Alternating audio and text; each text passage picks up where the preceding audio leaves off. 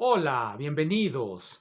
Hemos en videos pasados discutido la teoría de las transformaciones de norma en el electromagnetismo, pero hemos dejado fuera utilizarla para algo más que para una disquisición, bueno, académica y bastante abstracta, sin utilizar ningún ejemplo particular de cuál pueda ser la utilidad efectiva de las transformaciones de norma. Hay ejemplos muy interesantes que cuando se cuantiza la teoría o se semicuantiza, y vamos aquí a llamar semicuantización cuando consideramos una partícula cuántica, es decir, cuantizamos la partícula, pero el campo lo dejamos como un campo clásico. En este caso, si tenemos una partícula cuántica, es decir, descrita por la ecuación de Schrödinger, y la acoplamos a un campo que mantenemos clásico, es decir, no utilizamos la electrodinámica cuántica, entonces tenemos una cuantización semiclásica del problema de una partícula cuántica afectada por un campo electromagnético clásico. En estas circunstancias, en la circunstancia de la aparición de, digamos, una teoría semiclásica, la teoría de norma va a satisfacer, bueno, va a satisfacer necesariamente va a ser invariante necesariamente ante las transformaciones de norma que hemos discutido en ocasiones anteriores. Es decir, si nosotros tenemos la ecuación de Schrödinger, voy a escribir aquí la ecuación de Schrödinger, nada más como ejemplo de lo que quiero decir. Si nosotros tenemos la ecuación de Schrödinger, donde estará descrita por el siguiente hamiltoniano, aquí le voy a poner es una h barra sobre 2m, h barra cuadrado sobre 2m, más el potencial.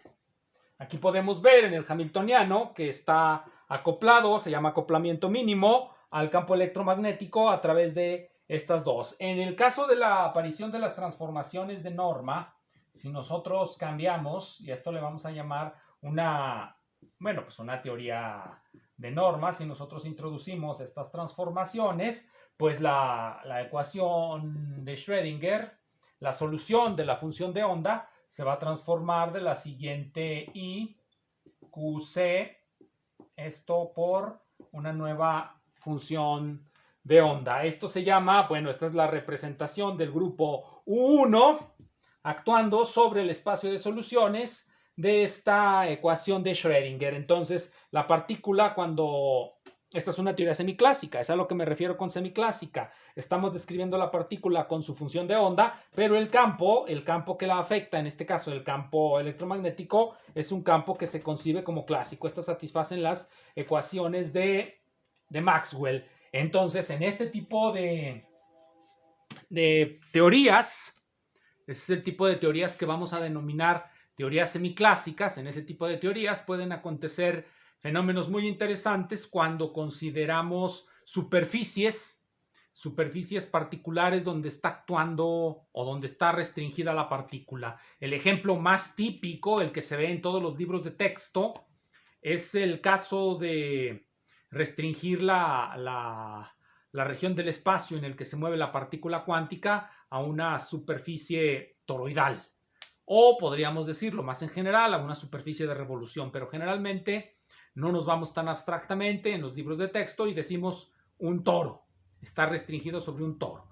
Tenemos una partícula cuántica, o sea, un sistema mecánico cuantizado, pero acoplado clásicamente o acoplado mínimamente a un campo clásico. Esa es una teoría semiclásica y es una teoría de norma.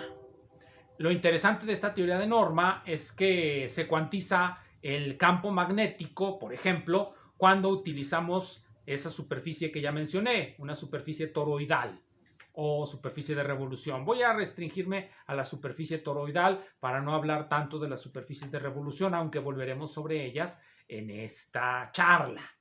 Bien, generalmente para poder llegar a ese resultado de que un campo magnético constante se cuantiza cuando la región del espacio en la que está restringida la partícula cuántica es un toro, el ejemplo, la metodología matemática que se sigue para llegar a ese resultado está basada en la teoría de las transformaciones de norma y en una parametrización particular de la superficie toroidal. Lo interesante es esa parametrización particular de la superficie toroidal es lo que resulta importante. Y cuando describimos esa parametrización, pues ya estamos dentro de los dominios de puede ser la topología.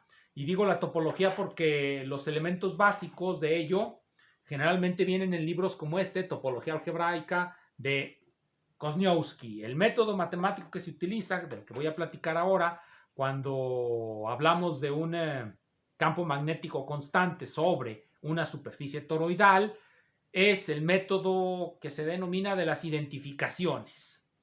Se puede, inmediatamente lo notamos, se puede simplemente dar la parametrización del toro y definir el potencial vectorial sobre el toro. Recordemos, es una superficie, solamente se necesitan dos parámetros para definir el toro. Sin embargo, parece ser que cuando lo hacemos de esa manera, cuando consideramos la parametrización, una parametrización regular del toro con sus dos coordenadas, no llegamos a la cuantización, sin embargo, y ni aparecen siquiera las transformaciones de norma, o al menos parece que no aparecen. Sin embargo, cuando utilizamos otra parametrización que toma en cuenta la naturaleza de la construcción de las superficies, parece que ahí sí llegamos a las transformaciones de norma y a la cuantización del campo magnético constante, es decir, cuando nosotros tenemos una partícula cuántica restringida a moverse sobre una superficie toroidal, el campo magnético constante que la afecta, pues necesariamente va a estar cuantizado.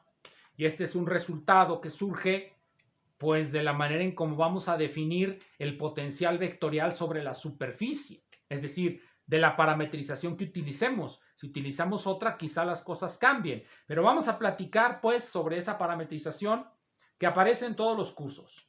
Y luego platicaremos sobre una parametrización que nunca aparece en esos cursos y que de ella también debería de seguirse el resultado de la cuantización, porque a final de cuentas la cuantización es un resultado físico y las parametrizaciones de la superficie son una cuestión subjetiva de quien representa precisamente esa figura espacial inmersa en un espacio que vamos a suponer que es R3, tres copias, producto cartesiano de tres copias de la recta real. En realidad no necesitamos toda la recta real, sino solamente segmentos de la recta real. Sin embargo, por abuso de la notación, generalmente ponemos todo el signito que indica toda la recta real, la inimaginable recta real, ya que es infinita, no tiene límites por ningún lado. Entonces, pues, sinceramente, debería resultar inimaginable. Pero vamos a hablar de la representación de lo que es un toro mediante el proceso que se denomina identificación. Vamos a comenzar diciendo que la identificación de puntos de manera abstracta significa definir relaciones de equivalencia entre los puntos del espacio. Tenemos dos puntos del espacio y entre ellos establecemos una relación de equivalencia. ¿Qué es una relación de equivalencia? Bueno, es una relación que es reflexiva, que es simétrica y que es transitiva. Eso es lo que es una relación de equivalencia. Y cuando dos puntos están en esa relación, pues se consideran equivalentes porque pues no hayamos manera de distinguirlos. Cuando nosotros tenemos un conjunto y en ese conjunto definimos una relación de equivalencia, la relación de equivalencia parte el conjunto en clases. Esas clases se pueden considerar en sí mismas como puntos. Entonces, dado un espacio, nosotros podemos definir una relación de equivalencia entre los puntos de ese espacio y con eso construimos otro espacio que se llama el espacio cociente por la relación de equivalencia y podemos establecer entre ellos una relación inyectiva y sobreyectiva. Eso es lo que generalmente se considera como una identificación entre los puntos de un espacio. ¿Y para qué sirve esto? Pues sirve para construir superficies o para construir figuras en general, figuras a veces complicadas, a veces no tanto. Y es el punto de partida, bueno, este tipo de construcciones de lo que es la topología algebraica. Entonces, pero en sí mismo, bueno, el epíteto topología parece que se aplica muy liberalmente. A cualquier cosa le decimos sus propiedades topológicas. Bueno, las propiedades topológicas son conexidad, compacidad, etcétera, paracompacidad, etcétera, de ese tipo de cosas. Entonces, cuando hablamos de la topología, generalmente no nos estamos refiriendo a una figura. Si hablamos rigurosamente, decir la topología de un espacio es que hablamos de una familia de conjuntos, y las propiedades topológicas son las que acabo de mencionar, que se pueden formalizar con ayuda de los conjuntos de la topología.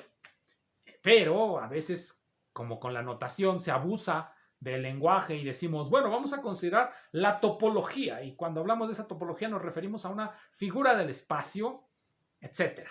Bien, pero no abundemos en eso. Vamos directamente a la explicación de cómo se construye un toro y cómo luego se pretende definir sobre esa construcción, pues, el potencial vectorial, y cómo de ahí surge una cosa que llamamos cuantización del campo magnético como resultado de las propiedades del toro. De hecho, debemos recordar, si somos, para no llevarnos a engaño, para no ya sentirnos engañados con esto, que es muy nuevo o algunas veces se presenta como muy interesante, que la mecánica cuántica, en principio, la mecánica cuántica se definió con ayuda de propiedades del toro. La mecánica clásica, la teoría de la mecánica clásica en general, nos dice que todos los sistemas integrables de la mecánica, es decir, los que tienen solución o los que se pueden, o los que tienen n integrales del movimiento, todos esos sistemas en su espacio-fase son homeomorfos a un toro, en varias dimensiones, a un toro multidimensional. Y por supuesto el toro tiene lo que se denomina periodos. En nuestro espacio R3 un toro tiene dos periodos. En R2 pues tendrá un periodo, y en Rn pues muchos más. El punto es que las condiciones de cuantización son precisamente establecer que las integrales de fase son proporcionales a un número entero.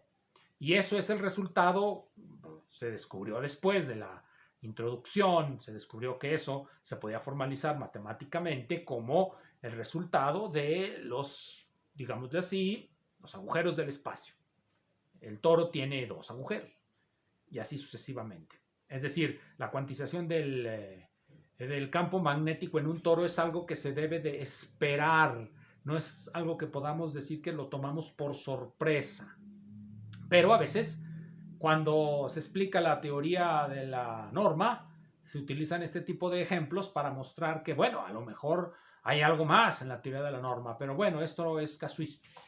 Vamos pues al ejemplo de cómo se construye un toro con ayuda del proceso de identificación, y así nos va a quedar claro qué es el proceso de identificación. Todas las superficies regulares que están inmersas en R3 se pueden construir con ayuda de dos coordenadas. A esas coordenadas yo les voy a poner U y B. Y generalmente vamos a tener una región, aquí voy a poner la región U1, U2, B1, B2. Entonces, este y este van a estar definidos en esta región, Es decir, pues vamos a poner que B1, así, y U2, así, U2, perdón, aquí es U1. Tenemos eso como nuestra definición de esta región del espacio. Esta región, pues, es una tira que podemos deformar con ayuda de un mapeo. Generalmente, en la geometría diferencial, pues ese mapeo es una función que va a ir de este R2 a R3, que es donde va a estar inmersa pues la superficie que nos interesa. Aquí la pongo así, un poco doblada, porque esta ya es la superficie en R3. Y se define un mapeo que va de aquí a aquí. Entendemos que esta de aquí es una deformación de esto.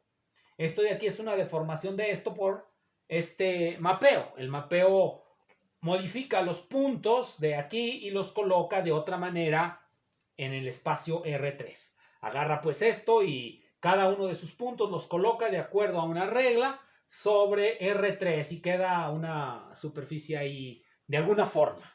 Nos interesa ahora describir de otra manera eso mismo. Eso es lo que nos dice la geometría diferencial y por extraño que parezca, tengo un video donde hablo de este método y ya lo vio mucha gente, así que remito a ese video para que lo sigan viendo.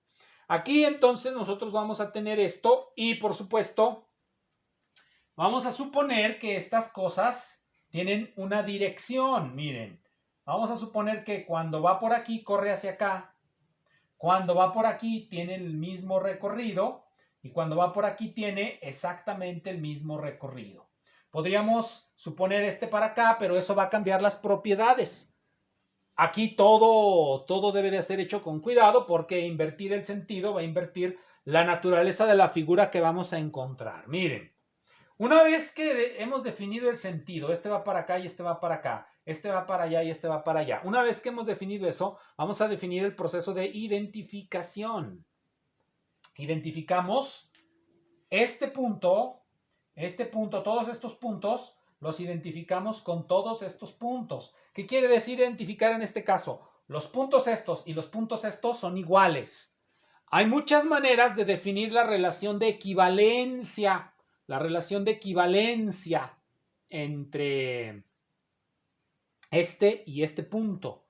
Yo voy a poner una aquí muy sencilla. Vamos a decir que U1 es equivalente a U2. Así, esta es la relación de equivalencia. Esa la ponen en este libro que les puse, usan ese símbolo. Yo generalmente las relaciones de equivalencia las pongo con una R.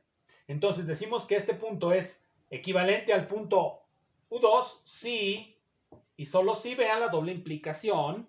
Vean la doble implicación. De hecho, si escribiéramos bien la proposición, tendríamos que poner aquí un operador de cuantificación universal. Para todo par de puntos, definimos esta relación o establecen esta relación sí y solo si se omite el operador, porque pues, somos informales. En matemáticas hay que ser informales para explicar muchas cosas.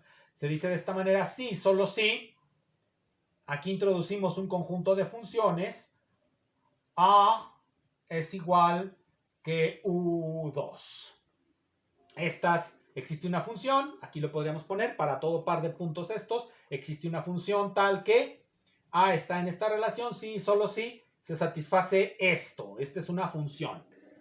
Si fuéramos más precisos, lo diríamos, esta función. Aquí simplemente pongo la función. Pero, ¿qué significa esto en los hechos? Miren, este punto de aquí y este punto de acá se relacionan así. U1 es igual a U2 más esto. Vamos a suponer que esto mide L1 y vamos a suponer que esto de acá mide L2.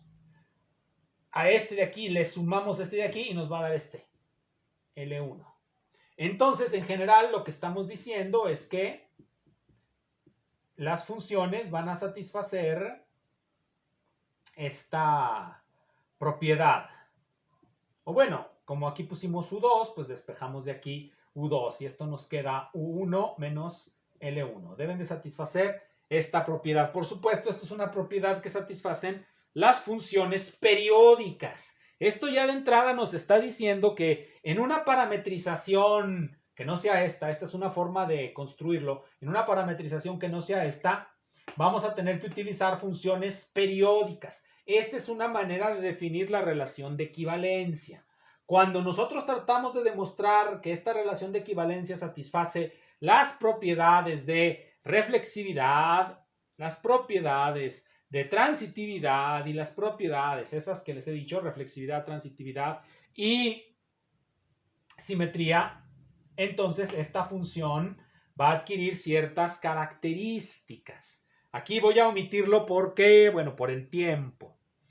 Aquí simplemente queda claro que esa es una forma de definirlo. ¿Esto qué significa en los hechos? Ahí, significa que esto es igual que esto.